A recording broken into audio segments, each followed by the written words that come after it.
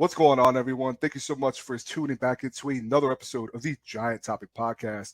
I'm your host, Christian Cruz, joined by a very, very special guest, the Justin Penik from Talking Giants, over there with John Boyd Media. Justin, I appreciate you making the time to stop by the topic to talk some Giants football as things are looking things ain't looking good right now, at least morale wise. But before we get into this video, how you feeling, man? How's everything going on with you? Dude, thanks for having me on, man. You know, I was telling you before we hopped on. I mean, the best way that I can that somebody can kind of catch my eye, since I tend to not like consume a lot of Giant stuff, because I don't want to take anybody's takes or anything like that. But the best way that you kind of catch the eye is if somebody has like cool presence on social media, if they provide some value. So you've done some good stuff. We've been following each other for a little while, so I'm happy to hop on and talk about this football team that, oh boy, are they just awesome. They treat us so well, man. Oh, they absolutely do. No complaints. But I really do appreciate that. It really means a lot. Justin, let's start with this matchup, right? I definitely want to talk with the Giants first and work our way to the 49ers. Giants 2-6, San Francisco 5-3, both coming off of losses this past weekend. San Fran is favored by 2.5. I mean, let's be honest. I think this is a good rivalry, something that fans across the league don't really talk about. But I always think of, that crucial fumble by Jaquan Williams in 2011, which helped send the New York Giants to the Super Bowl. So, for me, this has always been a matchup that I look forward to. I think it's, historic in my opinion. Maybe not so much this year, obviously. But how are you feeling going into this game? I thought you were going to bring up 0-2 in the wild card round. That's where I thought you were going. And then I'm like, well, let's talk about good times with Jaquan Williams. Yeah, man. So certainly it's kind of crazy how the main story amongst Giants land right now is talking about the injuries, and the injuries are piling up. And Malik Neighbors started it about 5 weeks ago and a month ago, right? And now Cam Scatterbo, and even look on the defensive side, Javon Holland's status is up in the air. Javon Holland's closer than Paulson Adebo, so who are we going to – and Cordell Flott has a concussion, so who are we even rolling out at defensive back and in the secondary? But it's funny that when you actually compare the Giants' injuries, it's a drop in the bucket compared to what the 49ers have had to deal with, where they've lost their quarterback, their tight end for an extended period of time, like all three of their starting wide receivers at one point. They lost a former defensive player of the year. They lost in Nick Bosa. They lost an all-pro future Hall of Fame player in Fred Warner. So I'm probably forgetting a couple too. And the injury list and the injury report that they have now is still filled with guys. Filled with guys, especially on the defensive side of the ball. So it's kind of funny how the Giants are 2-6, and we're looking at, injuries, and if certain things go right, certain things go wrong, the season goes in a different way. Well, the 49ers have dealt with probably, I think, legitimately, they may be the most hurt team ever, yet they're 5-3, and they're fighting and they're competing in every game. And I think that starts with the coaching. I think that starts with that they have Robert Saleh, and they're ready to go. They're ready to go, and they're ready to compete, even if the numbers don't look all that great on their unit for the year. And then offensively, especially with Kyle Shanahan, he is always going to have his unit and his offense ready to go and ready to roll, even if their offense, even if their numbers, especially on the rushing side, aren't very good. So that's honestly what I think the two difference between the teams are. It's not even like a talent thing right now. I think it's the 49ers are always prepared to play football, and I don't think the Giants are very prepared to deal with all this adversity.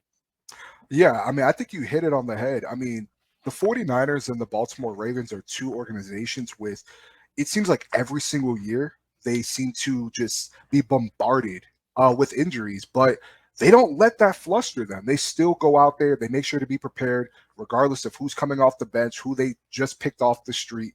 And I give a lot of credit to Kyle Shanahan because, typically when your quarterback goes down, I mean, that's usually the end of the season. And that hasn't been the case. I mean, Mac Jones has looked fairly solid. Despite for the last 3 weeks, they really haven't been able to crack 21 points. Yeah. But like you said, I mean, Shanahan, Saleh, they're going to have these guys ready. And, that's something that, I mean, you could argue that Brian Daboll and this coaching staff really struggles with. I've said, really going back to last year, where there's too many games where it feels like Dable and this staff is getting outcoached. It seems like we're underprepared. Guys are making mental mistakes, but we're nowhere near as injured as San Francisco is. And, they're going to be ready to go. I also look at this 49ers defense, and they're not going to have Nick Bosa in this game. He's out for the year. But their defense is very suspect, Justin. I mean, especially when you look at that defensive line. I mean, they are giving up 4.4 yards per carry from what I saw. Just last week, they gave up 157 yards on the ground to Houston, who they're a struggling offense, despite being led by an elite defense. They gave up over 300 passing yards to C.J. Stroud. So they're not this vaunted team that we're used to seeing under Kyle Shanahan. But to sit here and think that they're just going to lie down, despite being severely injured, I think it would be naive. And you have guys like Christian McCaffrey and Kittle that are still on that team and are more than worth respecting. Yeah, how I feel about the Giants' offense in this game is actually very different from how I feel about the Giants' defense. And, this Giants' offense, simply because, again, there's nobody on that 49er defense right now that I feel like overly scares you, especially up front, and especially with the pass rush. Linebackers in that front seven, nobody's going to overtly scare you. So the Giants should be able to do enough. Big litmus test on what Tyrone Tracy's going to be, because I feel like Robert Saleh, I think, again, can get his guys in the right spots, and he's going to call an aggressive defense and shoot gaps and can possibly get some negative plays on the run game or at least tackles for no gain, right? So I think this is a nice litmus test of not the best defense that you're going to see, and certainly not the worst coach defense that you're going to see, about what is this Giants run game going to look like with Tyrone Tracy. How much, now that teams have a month of film on Jackson Dart and the type of running that he does, whether it's by designed plays or whether it's by him doing QB scrambles, now that the league is seemingly trying to adjust to that because they know that it's a thing, how will they respond to that? It's been 5 games now, it's just slightly over a month of Jackson Dart operating this offense and the Giants running out of 12 personnel and throwing the ball down the field to Daniel Bellinger and Theo Johnson. They probably have the most 10 plus, 20 plus yard catches since Jackson Dart has taken over. It's because they've kind of have done it out of necessity. So they've done a lot of good stuff offensively. Now it's just a matter of what layers can you add to this offense, and that question gets more difficult when you talk about Cam Scadaboo leaving the offense and that physical presence leaving the offense, both with him as a runner and also his ability as a receiver too. Yeah, I fully agree with you. I mean, when Malik went down, I was very curious how this offense was going to look. And now with Cam Scadaboo now out of the lineup, for me, I'm like, is it going to be a more heavier load for Tyrone Tracy, or are we going to see a balanced attack with Tracy and Singletary? I'm actually kind of shocked that we didn't see an elevation for Turbo Miller. Very shocked with that one, to be honest with you. Christian, that shouldn't shock you because, speaking of getting your teams ready to play a game, I think it starts with, do you have the right guys on the field? And the Giants, 53, the 53, or, if you have 5 guys that are inactives, right? Then, was 48, so the guys that you suit up for game day, the last 3 years, the Giants have had ongoing problems with not having the right players on the football field for them, whether that be a kicker. And there's been a couple times this year where even Tyrone Tracy was inactive himself with his injury. And then what easily could have been a harsh talking point by fans is if one of Devin Singletary or Cam Scadaboo went down in a game. So I think there's a better chance than not. Jalen Hyatt is still on this football team right now. I think there's a better chance than not that you're going to have 2 running backs active this game, and you're also going to have somebody like a little Jordan Humphrey, who I think has done enough to earn a roster spot for the rest of the year. He's out of practice squad elevations. He's going to be on the practice squad. He's not going to be playing this weekend. This is my theory, right? And then now Ray McLeod enters into the mix he has 3 practice squad, elevations left. And I think he's trending in the direction of him being activated. And, not to just poo-poo on the Giants, because that will be, if one of those running backs goes down and they're only left with one running back, that will be a talking point that everybody will have. And we have been kind of whispering it, whispers, is this really going to happen? Are they really only going to go with 2 running backs, like you said? But even the presence of Ray McLeod, that I do think is a positive thing. I think it's a very, very positive thing. A guy that has inside-outside flexibility. I just like that he can possibly provide easy answers for Jackson Dart. Whereas Jackson Dart almost had 4 seconds time to throw this past weekend against the Eagles, and you cannot – I understand he's good at improvising and creating out of structure. You can't have every game where you're holding onto the ball for 4 seconds. That's going to be the recipe for mistakes, taking sacks, and getting hurt. So Ray McCloud, along with Wandale, two guys that can serve as yak and a little bit of speed and a little bit of quickness on this offense, which they so desperately lacked when you had Darius Slayton and Lil Jordan Humphrey as your two outside wide receivers. I mean, and that's the thing, that I'm looking at here. It's like, Darius Slayton, I feel like hasn't really done much this year. I mean, he had a touchdown taken away last week off of a bad PI call. But when you have Wandale Robinson leading this wide receiver room last week in receiving yards with 48 yards off 3 receptions? I mean, that's a problem. So for me, I do hope that with Ray potentially starting this week, that we could see a more effective passing game. I mean, because you look at that Denver game, I mean, it felt like really it was just Wandale and the tight ends. You really didn't see much of Jordan Humphrey, Jalen Hyatt, non-existent. And we could sit here and say, Joe Schoen in this front office at times has mismanaged this roster, whether it's at the kicker position, whether you can make an argument for the running back position right now. And I think that a lot of people are underestimating just really what Cam Scottsboro brought to this team, not just in terms of running the ball and catching the ball, but the morale, the physicality, the tenacity. I mean, you saw when he went down in Philly, it just seemed like the life got sucked out of this offense. And the game was still in reach. You know what I mean? And you can really see how dejected this offense was, and they lacked that physicality going forward from there. But I think you hit the head on the nail there.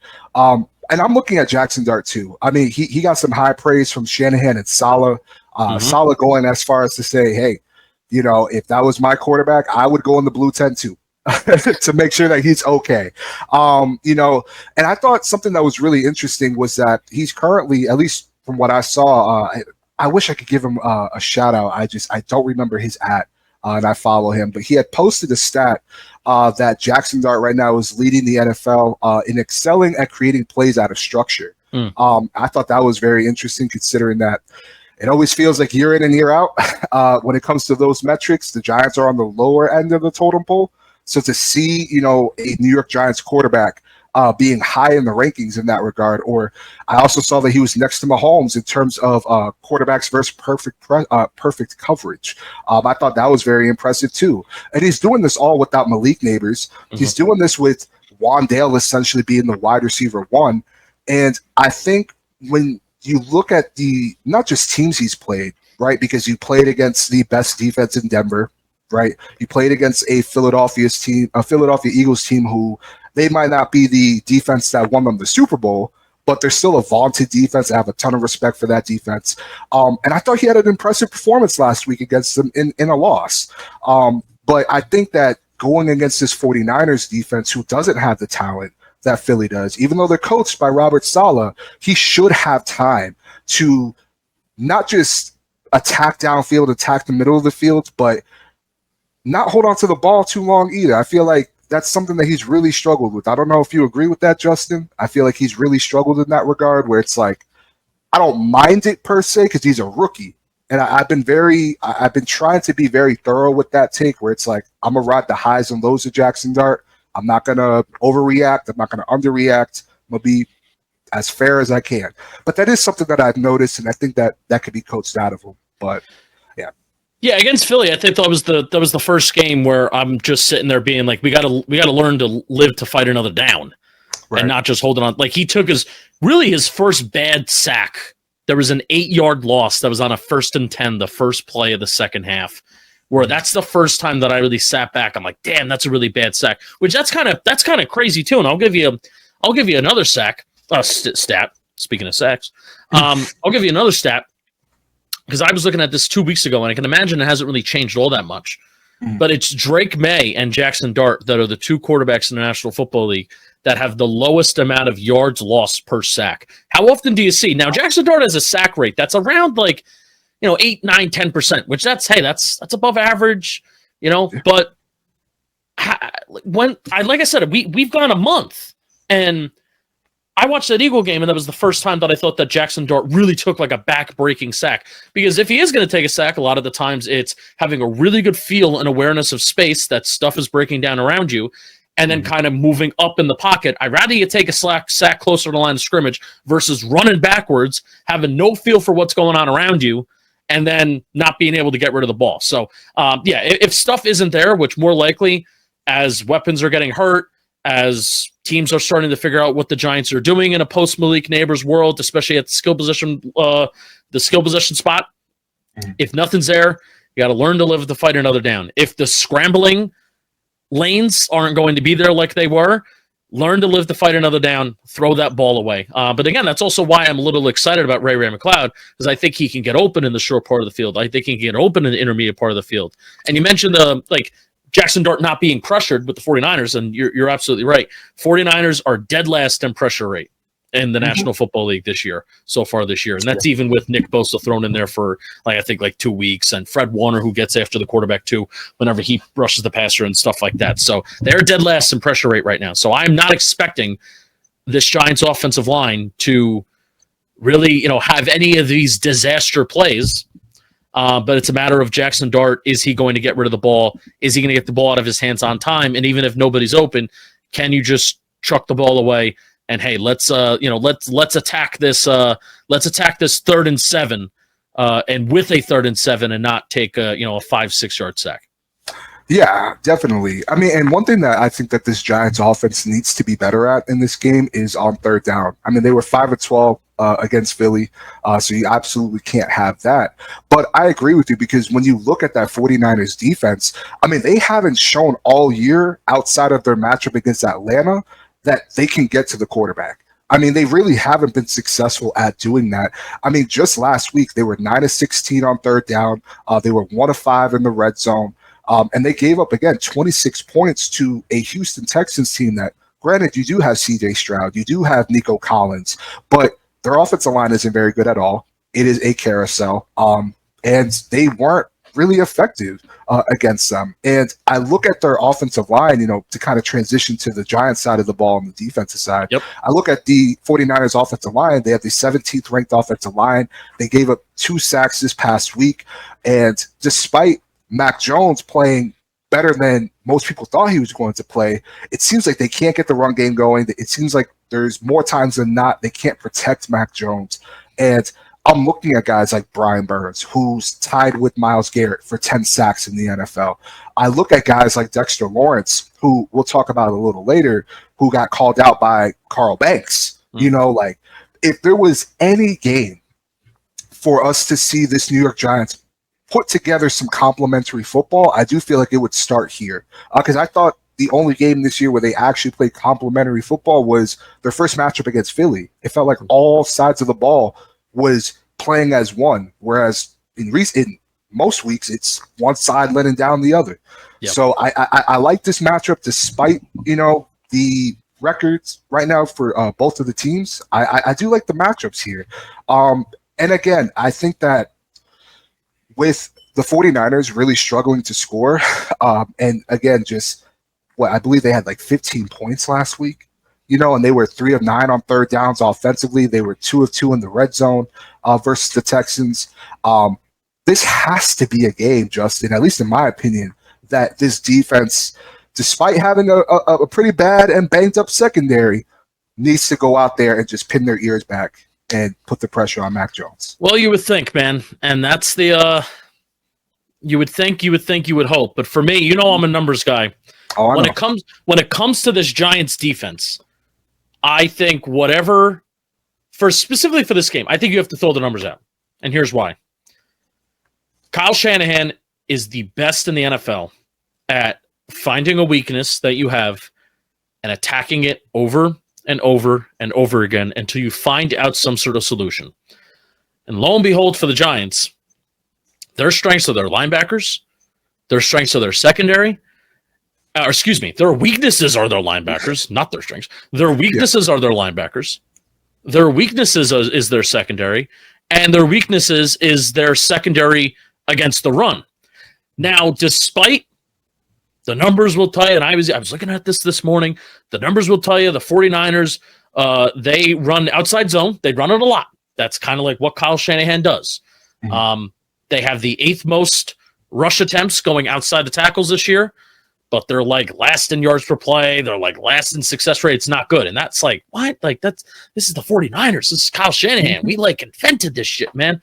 Yeah. But they're bad in it. But you want to know what? I think the Giants are somehow worse. Did you know, Christian, that the Giants have allowed the worst success rate on runs going outside the tackles compared to any team over the last decade? No way. We are historically bad.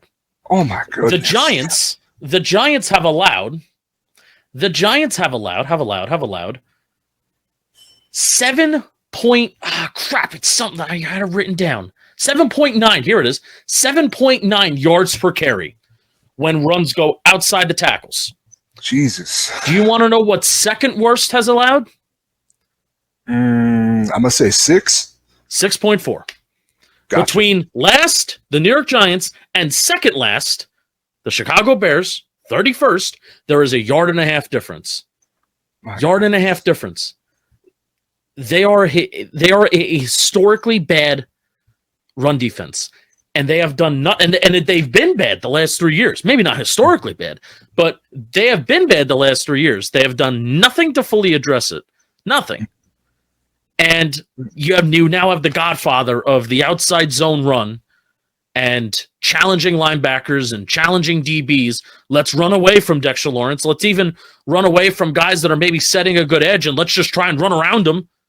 And let's challenge these safeties to take good angles. Let's challenge these cornerbacks to step up and make a play when Deonte Banks has no interest in playing the run and can't even Corey Black. Like who's going to be that second corner running out there? I understand what the numbers say that the 49ers haven't been that effective. And honestly, like the 49ers have been throwing the ball more this year. Mm-hmm. And regardless of whether it's Brock Purdy or Mac Jones, like they're not even throwing it all that bad, and the secondary is weak too with all the corners that you're down as well. Yeah, I mean, and that's the thing too, right? I mean, because I look at this Giants rush defense. I mean, they just gave up 100 yards apiece to 2 running backs against Philadelphia. Yeah, I mean, they're averaging, I believe, 6.1 yards per carry given up. I mean, it's ridiculous in my opinion, and I think to your credit, I mean, yeah, I mean, this 49ers offense hasn't been as good as we've seen in recent years, but you still have Christian McCaffrey back there who, when healthy, is one of the better running backs in this league. And, you know, I was having this conversation recently with a good friend of mine, Doug. He's a Seahawks content creator. And, you know, we always talk about Leonard Williams, you know, and he tells me how much he loves Leonard Williams. Oh, me too. He talks about how much he loves Leonard Williams and the impact that Leonard Williams has brought to Seattle's defense, both in the run and in the pass rushing game. And, you know, we could talk about Kayvon in a little bit, but to me, even though, you know, the flip side to it would be, you know, we got Brian Burns, which, you know, he's one of my favorite Giants on this team. And as good as Darius Alexander could be, the Giants still have yet to replace the production that Leonard Williams brought to this team. And they haven't even replaced Ashawn. They haven't even replaced Ashawn Robinson, let alone Leonard Williams. Which is insane because, you know, I said it at the time. I thought Ashawn Robinson should have been re-signed until they could get someone in the building that they can develop. And he's doing his thing down there in Carolina. But that is something that does worry me is that, you know, like you were stating with Kyle Shanahan, I mean, he's going to have these guys ready. He's going to keep using what's working. You know, I'm sure he's going to run away from Dexter Lawrence. He's going to do his best to run away from Brian Burns, who's speedy off the edge. And he's going to test these linebackers who, in my opinion, I've seen, you know, Giants Twitter kind of split on this, was the linebacker play last week due to coaching? Was it players playing bad? I mean, I'd love to hear your thoughts on that. But there's just instances last week where it seems like guys were missing gaps. You look at Tyler Nubin, his feet freezing. Saquon runs it for 65 yards. Mm-hmm. So that worries me. I will be honest with you, Justin, because if they get this run game going and then they can be creative and open up the passing game, and you still have George Kittle, who is a beast when he's healthy. You have Jawan Jennings, and outside of that, that's really it in terms of receiver threat. I mean, this could be an ugly game. This really could be an ugly game if we see another performance where this defense just plays undisciplined and underperforms, in my opinion. No, but your first initial point was right, is that, like, it shouldn't be. And I really think this year is different. Like, this entire year is so different if the Giants even have an average defense. Remember we were talking about this offseason, this should be a top 10 defense. Mm-hmm. They were leading the league in sacks as a team last year. That's what they were doing. They had before Dex got hurt, they had a sack rate that was above 10%. That would have been like the franchise's best. That's what they were doing. And even Shane Bowen's defense had its flaws and its things wrong even last year too. But I'm just talking about the expectations that we had for this defense coming into the season were this defense is going to be the reason why we win football games, because we were unsure about the offense. Like this year, forget the specific games about what they did in the Saints game. Oh, if they don't turn over the ball, if Brandon Aubrey doesn't make 60-yard kicks, if okay. Mm-hmm. If this defense is even average because of the resources that they have invested in it, and the screwed up thing is I actually do think players are playing well. I think Kayvon Thibodeau is playing well. I think obviously Brian Burns is playing well. Abdul Carter is playing well despite having a half a sack. And I honestly think some of these sack numbers that these guys got, I think it's impacted by the horrible back end and the soft back end that you have, that it's so easy for quarterbacks to get rid of the ball. And we make it so easy for quarterbacks to find answers that it doesn't give the pass rush a chance to get the quarterback on the ground. It gives the pass rush a chance to get the nice pressure. And we're looking at it like, yeah, you want to know why they're winning? You want to know why they're getting pressure? Because they're good. You want to know why they're not getting sacks? When pressure is typically the thing that leads to sacks, it's because you have a defense coordinator and bad players on the back end. A defense coordinator that's bad, that's not aggressive, that doesn't put his players in the right spot. And then you also, yes, you do have players that are bad, that don't make plays on the football, that are penalized all the time, that grab at the top of the route and do all these things wrong. So it's a double-edged sword. Multiple things are wrong. It's not just a black or white thing. It's kind of the beautiful, disastrous thing about football that, you know, we'll sit here and we'll argue about, is it this person's fault? Is it that person's fault? When odds are, when things are going wrong, it's a combination of a lot of things. But here's what I know is going right, is that this line, like the identity of this team, the heartbeat of what this team should be, I cannot sit here and tell you that they're playing bad. I can't. Yeah. No, I agree with you 1,000%. Especially on the Kayvon end. I know that he's been one of the topics of conversation in Giants world. I'm sure you've seen your fair share. Yeah, I mean, I agree. If this defense can play to the level of expectations that a lot of people, not just Giants fans, I mean, you had people in the media saying that this would be one of the best defenses in the NFL. And ultimately, that hasn't necessarily been the case for the New York Giants. For me, Justin, again, I feel like if there's any matchup, at least within the next 3 to 4 weeks, that this team should be favored in, or at least have a good shot of winning, to me, it starts here. I really do think that. And maybe I'm naive. Maybe I'm still, sipping the Kool-Aid. But and I don't want to get any, and I understand if you don't want to get any score predictions here, but do you have this team winning this weekend? Do you have them losing? Like, where do you stand? I have them losing. I just think that they're going to allow 30 points. That's what it comes down to. I want the offense. I think the offense can look good. I think the offense can look decent. I just think the defense is just going. I cannot believe that this is the conversation that we're having this year of after all these years of being so desperate for offense, even in 2022, like the offense didn't score a ton. They were an average scoring offense. Now I'm actually sitting here being like, you got a quarterback and you can throw the ball and you got an offensive line that's playing decent. I can't believe we're sitting here, especially after what we thought that this season was going to be. And we're like, you know what? I'm actually confident that the offense can score 24 points, but I'm not confident that our defense cannot allow 30. And maybe they'll prove me wrong. Maybe the 49ers are kind of just this inconsistently bad. But I have the memories of Kyle Shanahan belt to ass the last couple times that he's played us 2 years ago at MetLife, a couple years before that during one of those COVID years with Judge, where it's just been there's been no answer for what he is trying to do as a play caller. But we'll see, man. Maybe if they are going to win this game, it's going to come on the defensive side of the ball, and it's going to be because these pass rushers are actually getting the quarterback on the ground, and it's not just resulting in pressures. Yeah, I agree 1,000%. And I think it's actually really sad considering that, again, this offense for the 49ers has really struggled to score. This could be a game where it seems seamless for them. I mean, it honestly pains me to say that, yeah, I could see this be the game where the 49ers finally crack over 21 points. I could see this be a game where we look back at it and be like, okay, offensively, Jackson Dart, he looked good out there. We were scoring points. We were good in the red zone. Third down was much better than what we had against Philadelphia.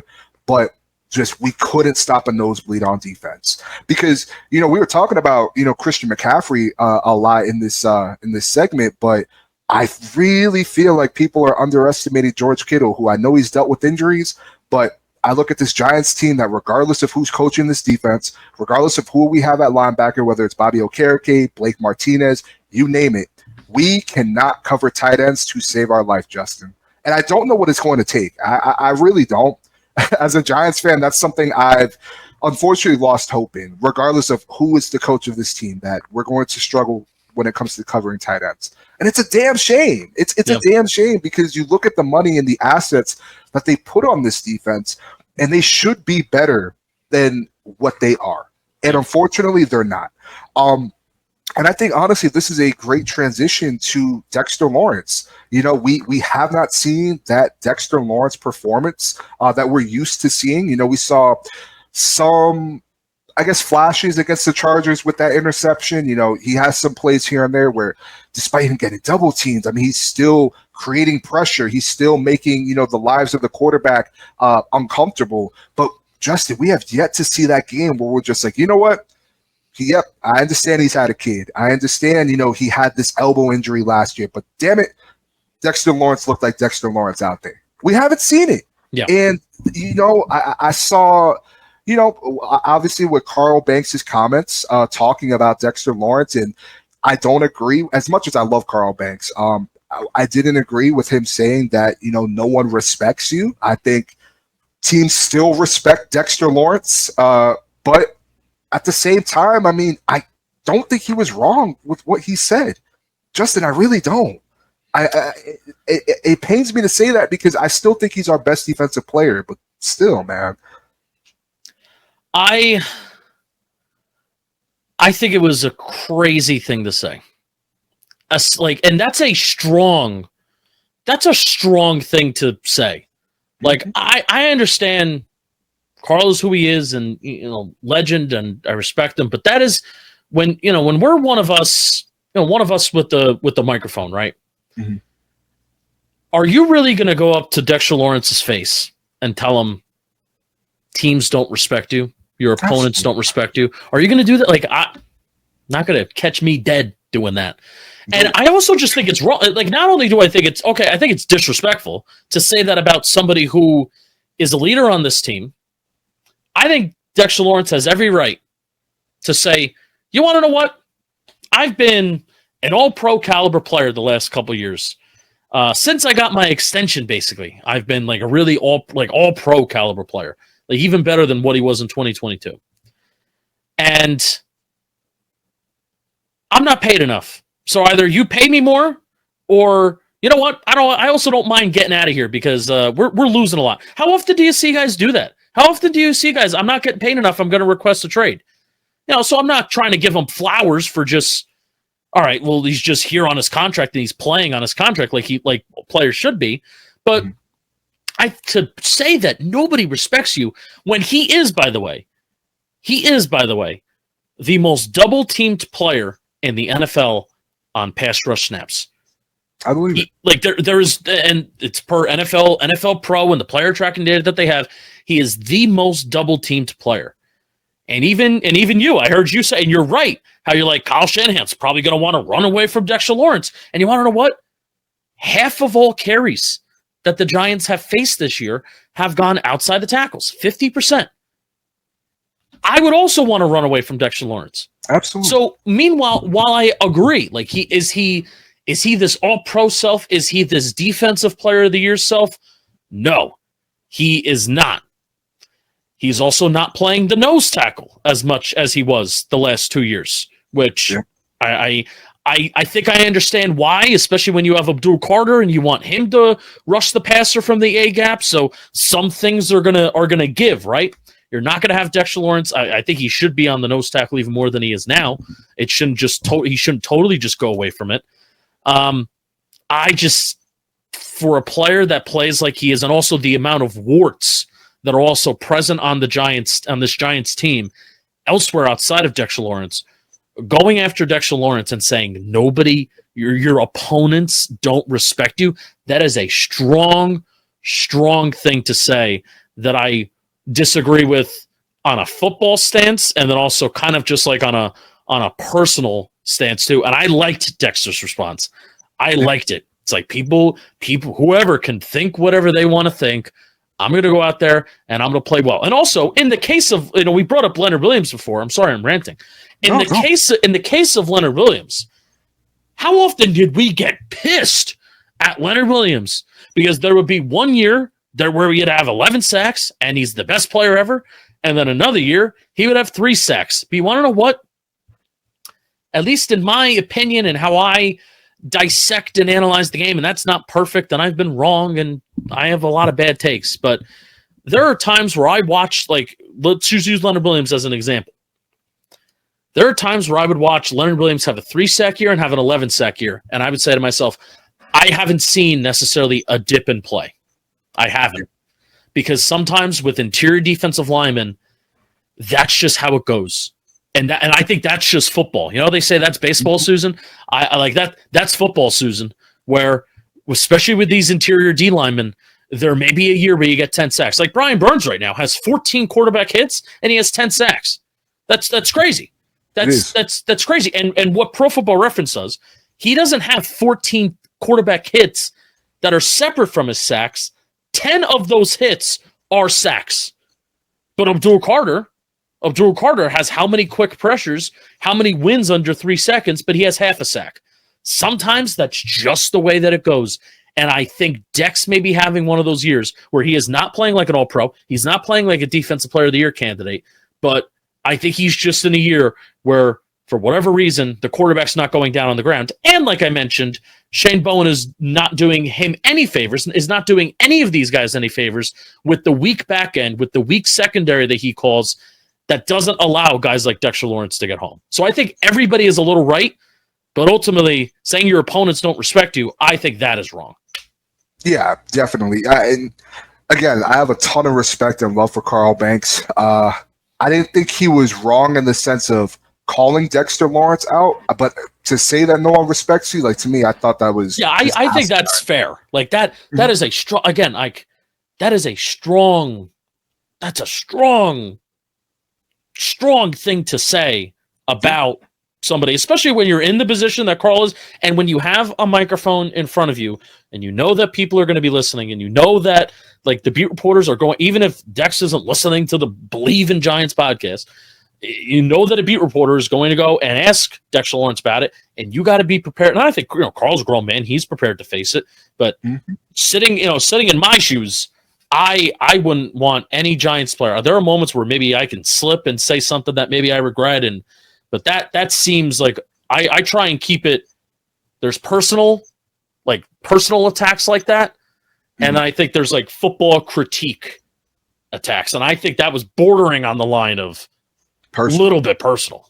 Yeah, which I could be wrong about that, but that's just my opinion. No, because I think you and I are in the same boat. And initially, when I first watched that video, I was like, is he trying to light a fire under Dexter Lawrence's ass? That's what a lot of people are saying. That's what I'm sure. If it ends with that, and I even think I saw something coming from Wednesday's practice or Thursday's practice that the elbow brace is off of Dexter Lawrence. So hey, if we see a 2-sack game from Dexter Lawrence, hey, I'll consider kissing Carl Banks's feet.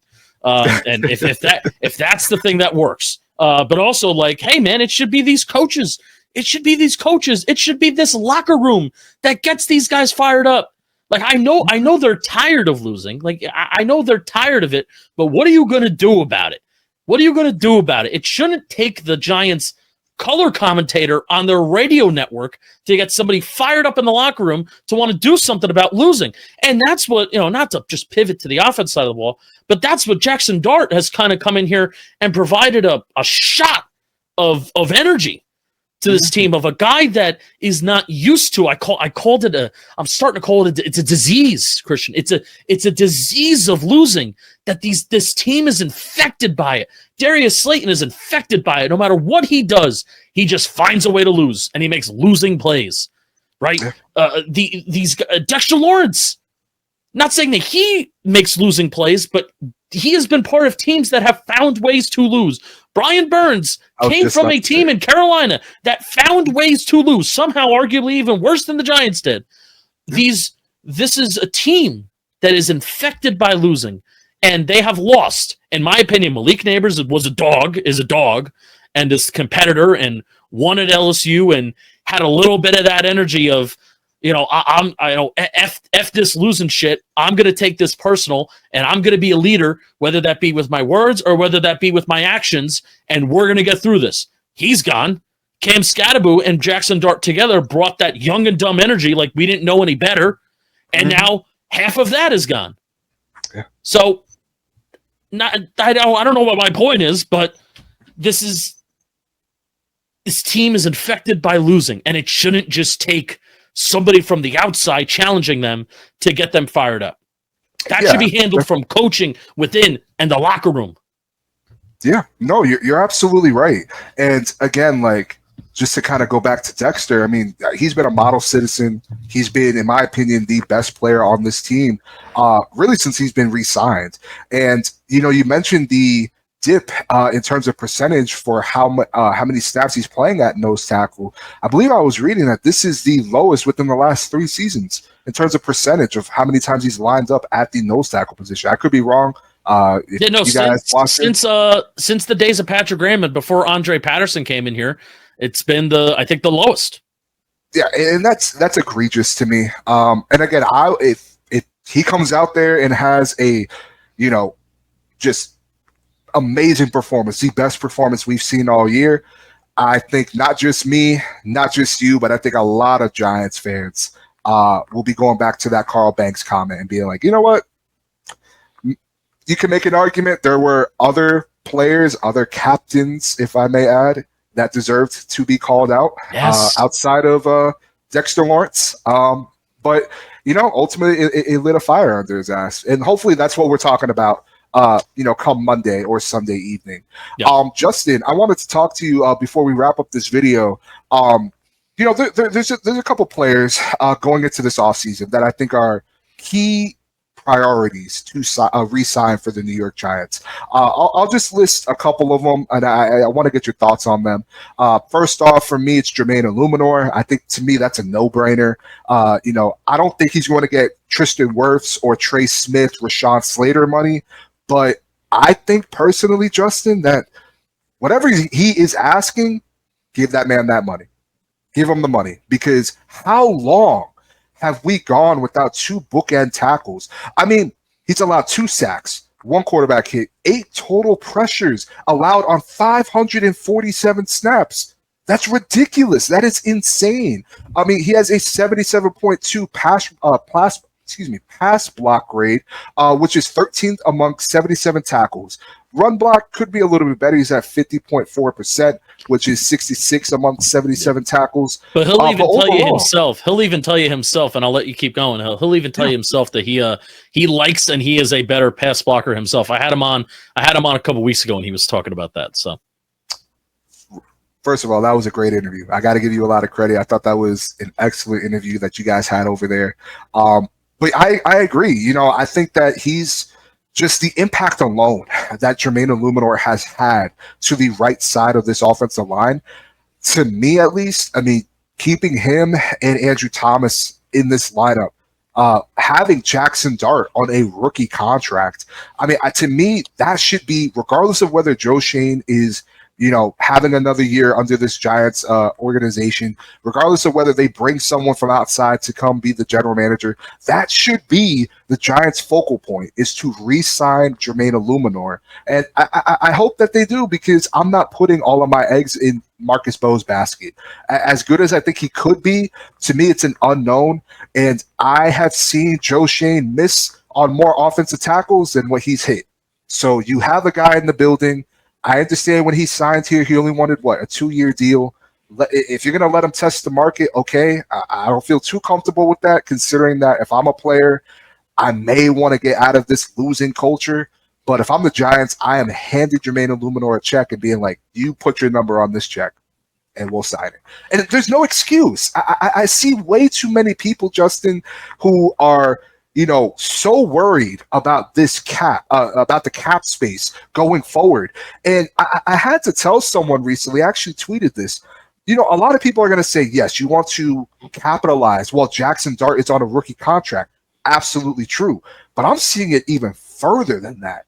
Not only do you need to capitalize while Jackson Dart is on his rookie contract, but you need to capitalize while Jackson Dart, Malik Neighbors, and Abdul Carter are on their rookie contracts, because you can make an argument that all three of those players, when their time is up to get a contract, they could be receiving record-breaking contracts. Malik Neighbors, Abdul Carter, Jackson Dart, if he keeps up and plays well, obviously that's projecting, but the Giants have no excuse. We see Joe Schoen spend so much money year in and year out in free agency.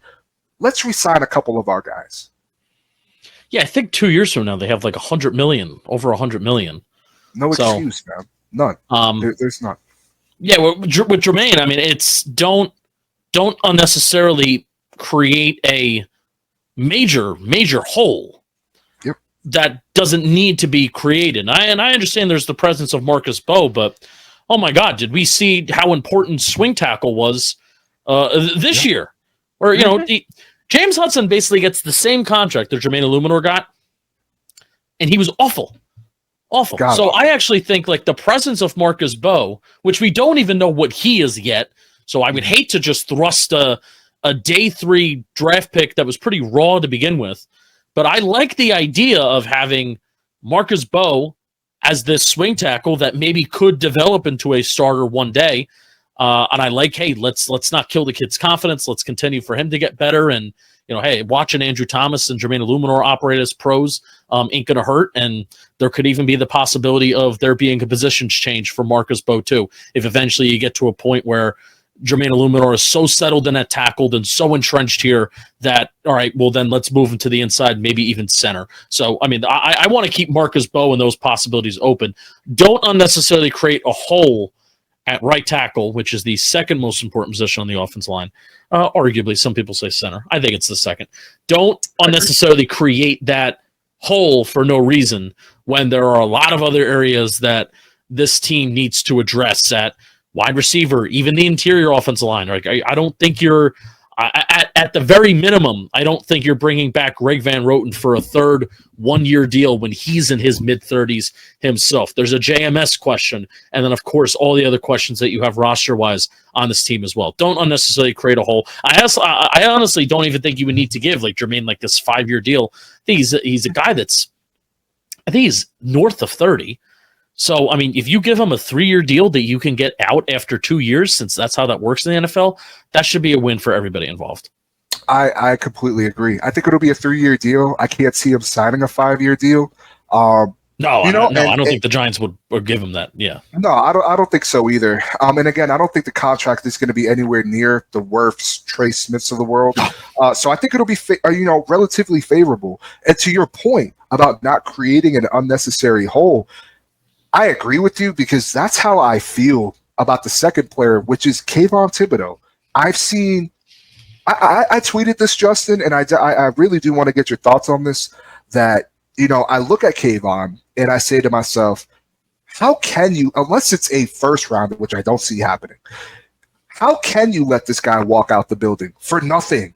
For nothing. Kayvon, 3 sacks, 17 solo tackles, which is 6. It's ranked 6 among 119 edge rushers, 25 total pressures, 16 quarterback hurries. He's not going to get Aiden Hutchinson level of money, who just signed the contract. What was it? Either today or yesterday, I believe, which 180 million with 141 guaranteed. He's not going to get that.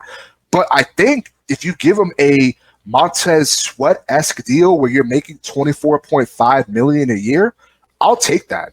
I will take that. I think he has quietly, really, in my opinion, become one of the more reliable players on this defense, whether it's injury-wise, whether it's in the run game. I have here that in terms of run defense grade, he's ranked 3rd. Run stops, ranked 2nd. Run stop percentage, he's ranked 3rd, and that's amongst edge rushers this year. I don't know he's that high. Yeah, it's high, Justin. And to just say, oh, I would trade him just because you have Abdul Carter, have we not learned that, one, this team can't stay healthy, but 2, we've seen this team not have depth at key positions. So what are you going to do? You're going to bring in someone who you're hoping can have the same production, if not better production than Kayvon, but there's no guarantee with that. Because I remember when we drafted Azeez Ojulari, and the conversation was, this is going to be a guy who, he's going to get to the quarterback. The Giants got him. It was a steal in the 2nd round, and he's fighting for his life to stay on the roster for the Philadelphia Eagles. So I just don't understand this fan base's infatuation for not wanting to retain their good players, whether it's via trade, whether it's having them walk in free agency. Do not make an unnecessary hole when you should be protecting that and making sure that you can at least address other key positions on your team that are holes currently. Whether that's wide receiver, whether that's middle linebacker, because there's no guarantee that Micah McFadden coming off injury is going to look any good. Hoping, but there's no guarantee. I don't understand it, Justin. I really don't. Yeah, the Giants can pay 2 edge rushers while you have Abdul Carter on his rookie contract, and that is a great problem to have. It is a great problem to have. I think any defensive coordinator would sign up for, like, oh wow, I gotta find a way to get these guys on the field at the same time. Oh wait, you're telling me that, like, oh, I don't have to play any of these guys 80 to 85% of the snaps, that I could take one of them off the field for a couple plays and have another guy come in and I don't feel like he's a total detriment. Oh wow, I'm in a really bad spot. Yeah, so I think because you have a Carter and because you mentioned those big 3 guys, that you have those guys on the rookie contracts, where even if you're telling Kayvon Thibodeau, we're going to give you, again, a 3-year deal, but we're going to pay you good, and the Giants can get out of it after 2, and then that may even give Kayvon Thibodeau an opportunity to hit the open market again and maybe get a bigger deal once the team is in a different spot, right? Because there eventually will get to a day where you're not going to pay all 3 of those guys, right? So that's where I'm at. And the nice thing is that Kayvon Thibodeau has his 5th-year option next year, and whoever will be the GM, whoever will be the coach, that we will see how it looks ultimately there. But even just looking at his 17-game average throughout his NFL career so far, even on a down year of 2.5 sacks through 8 games, his 17-game average in his NFL career is 7.8 sacks, 10 tackles for loss, and 18 quarterback hits. If you're getting 8 sacks a year, double-digit tackles for loss, and almost 20 quarterback hits a year, you're a $20 million player. Like, that's just who you are in the NFL. Yeah, absolutely. I agree with you there, Justin. I'd like to see him play more defensive end, to be honest with you. I think that he would really excel there a lot, especially when you do have Abdul Carter, because I've seen way too many people saying, well, you drafted Abdul Carter, to be that replacement for Kayvon. I never saw it that way. I saw it as, okay, you have a guy that could do so many different things in Abdul Carter, and Kayvon has been improving each year, in my opinion. I really think he has been. And then you have Brian Burns, you have Kayvon, you have Dexter Lawrence. Why not continue to build on that strength? Why not keep these guys around each other as long as we can? We are one of the few organizations that can say we've seen this New York Giants team be successful with 3 pass rushers. We won a Super Bowl with 3-star pass rushers on this team. So I mean, for me, it doesn't make any sense. Justin, lastly, Cordell Flott. I think right now, which you could take it with a grain of salt, especially the listener here, but I think he's played like the Giants' best, DB in my opinion. Yeah. Which is really sad to say because you draft Banks first in the first round, you trade up for him, you give this big contract to Paulson Adebo.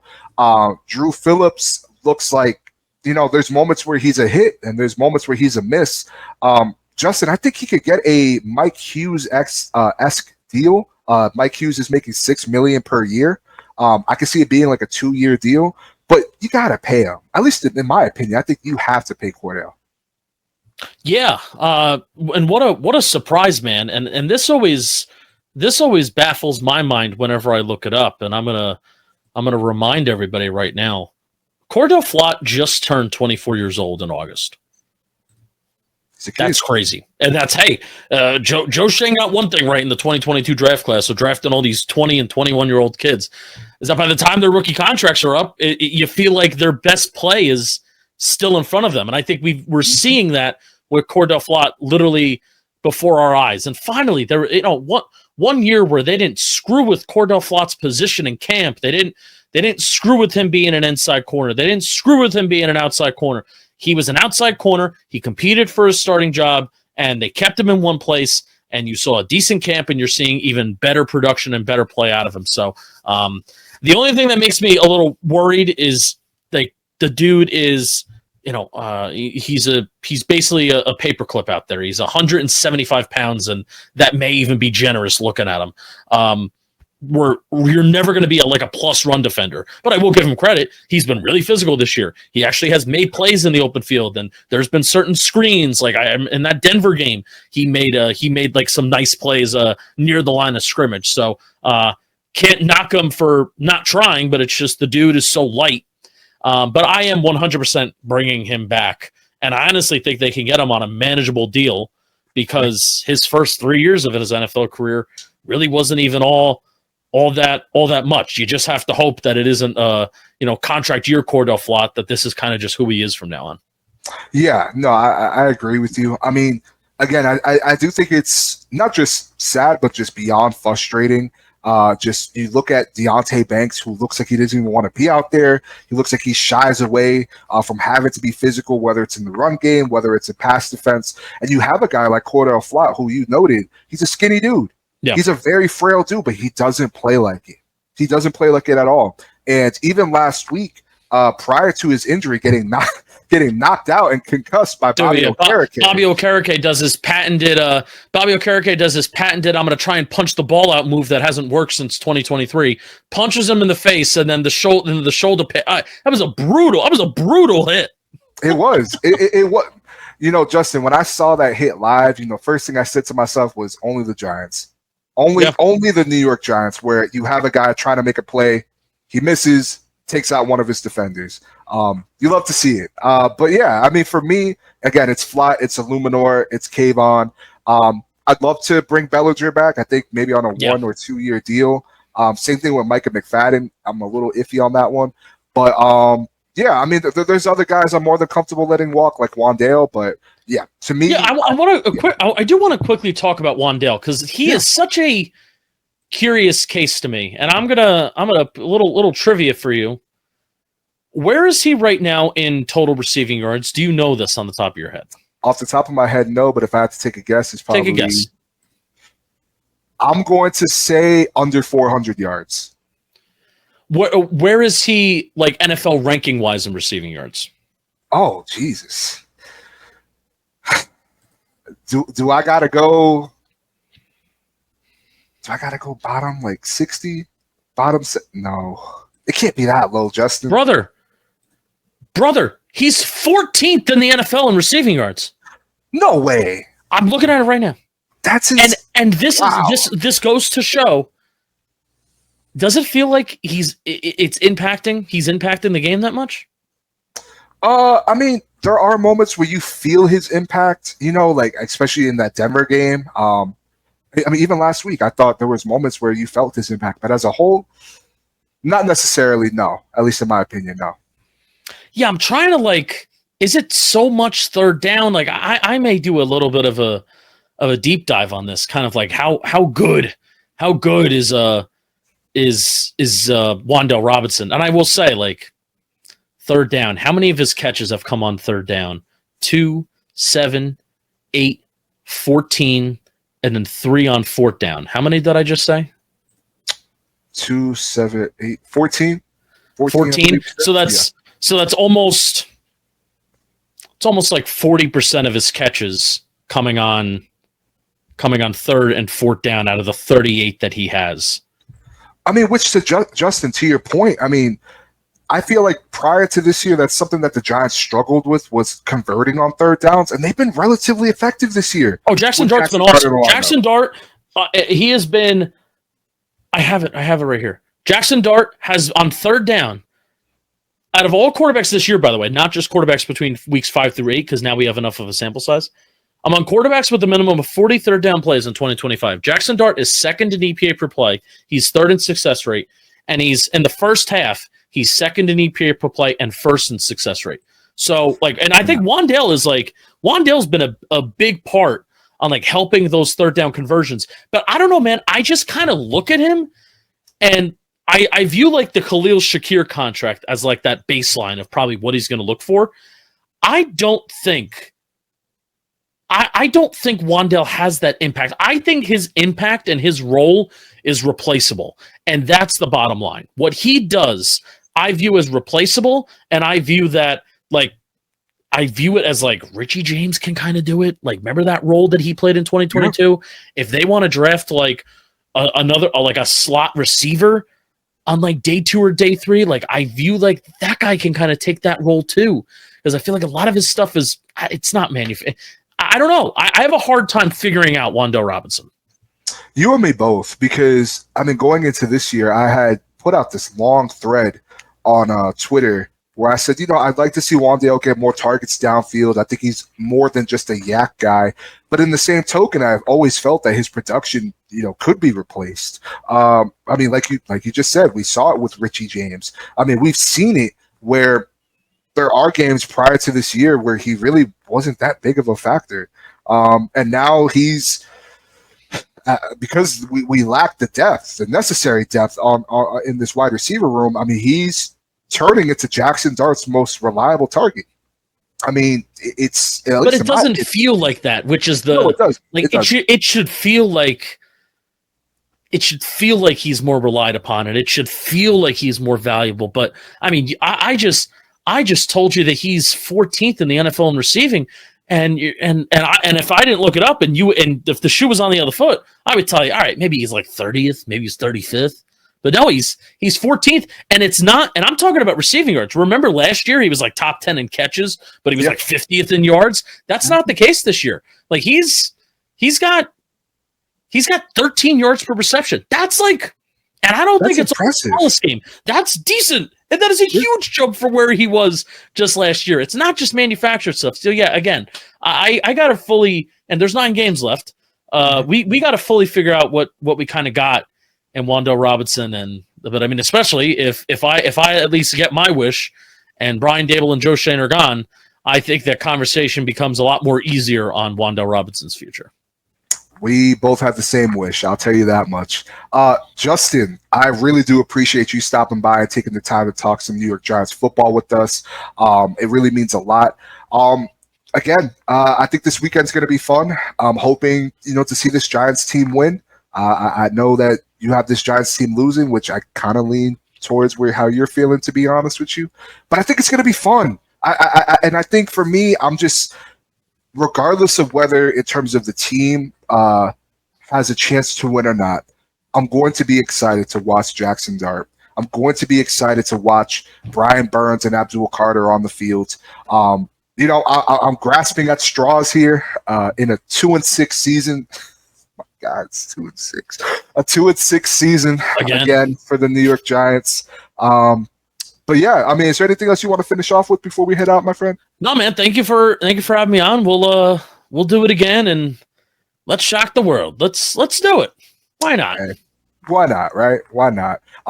If you guys have not already, join the topic. Join the topic. Hit that subscribe button. Leave a like below. You guys already know. Follow Talkin Giants. Follow Justin Penik on Twitter as well. We'll leave both Talkin Giants YouTube and Twitter in the description box. Same with Justin's Twitter as well.